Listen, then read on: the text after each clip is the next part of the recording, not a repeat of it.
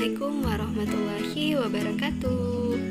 Perkenalkan, nama saya Putri Nurul Hidayati dengan NIM 207190008 dari kelas Tadris Biologi 3C, mata kuliah Ekologi Hewan, dosen pengampu Bapak Bayu Kurniawan SSI MSc. Baiklah, kali ini saya akan menjelaskan materi Ekologi Komunitas Simbiosis. Pengertian simbiosis. Simbiosis merupakan hubungan timbal balik yang terjadi antara dua organisme atau makhluk hidup. Fungsi umum simbiosis yaitu untuk bertahan hidup dengan cara berhubungan atau mengandalkan makhluk hidup lainnya yang berbeda jenis. Adapun macam-macam simbiosis, yang pertama simbiosis mutualisme, yang kedua simbiosis komensalisme, yang ketiga simbiosis parasitisme, yang keempat simbiosis amensalisme, yang kelima simbiosis netralisme, dan yang keenam simbiosis kompetisi. Yang pertama, simbiosis mutualisme.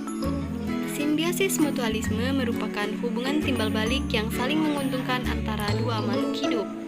Adapun contohnya, A. Kerbau dan burung jalak.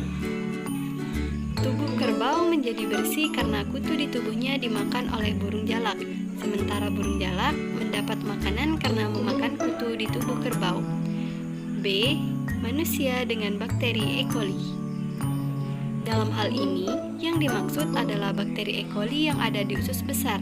Dengan adanya bakteri ini, di dalam tubuh manusia dapat mengurangi pertumbuhan bakteri jahat dan mempercepat proses pembusukan di dalam usus besar. Sedangkan bakteri E. coli sendiri mendapat keuntungan karena bisa mendapat makanan dari sisa-sisa makanan pada usus besar. Kedua, simbiosis komensalisme. Simbiosis komensalisme merupakan hubungan timbal balik di mana satu makhluk hidup diuntungkan dan makhluk hidup lainnya tidak diuntungkan maupun dirugikan. Dan adapun contohnya, A. Anggrek dan pohon inangnya. Anggrek mendapat tumpangan untuk hidup, sementara pohon inang tetap hidup seperti biasa. B. Remora dan hiu.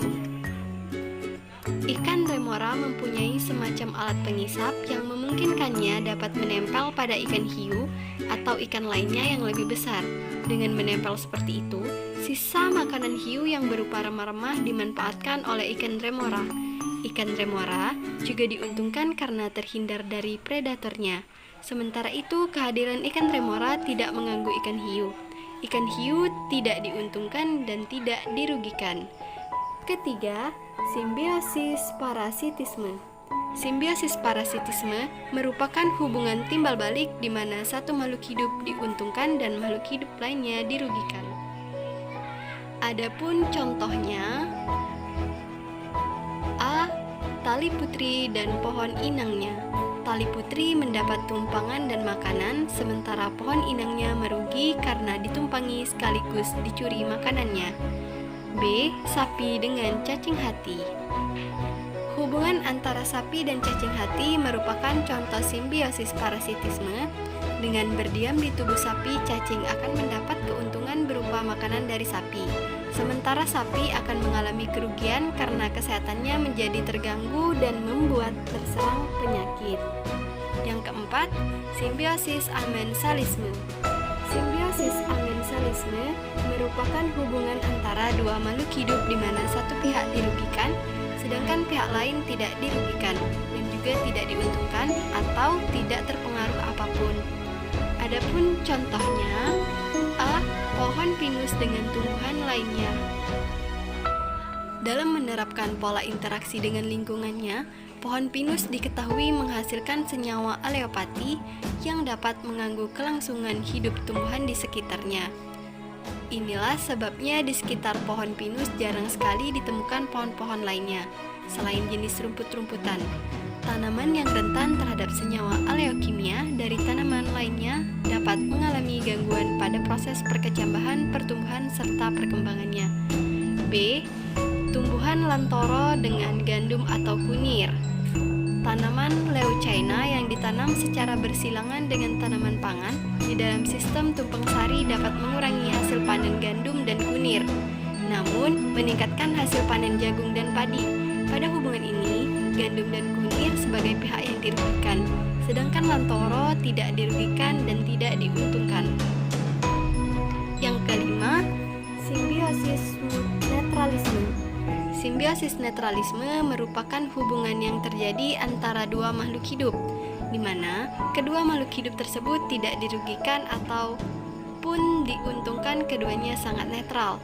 Adapun contohnya, A. Ikan lele dan ikan sapu.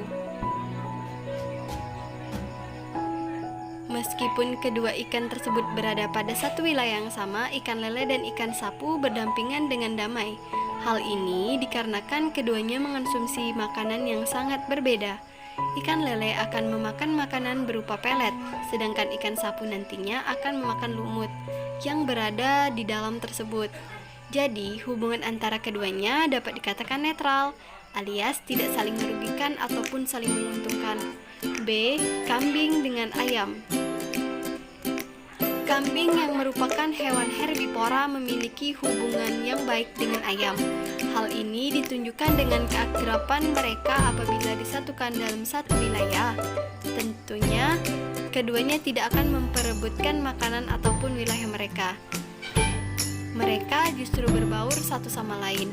Selain itu, faktor yang dapat menjadi pembedanya yaitu makanan antara keduanya, yang menjadi faktor terpenting keduanya hidup damai dan tidak terlibat kompetisi ataupun predasi. 6. Simbiosis kompetisi. Simbiosis kompetisi merupakan hubungan antara dua makhluk hidup yang bersaing untuk mendapatkan sesuatu. Adapun contohnya, kompetisi antar singa jantan.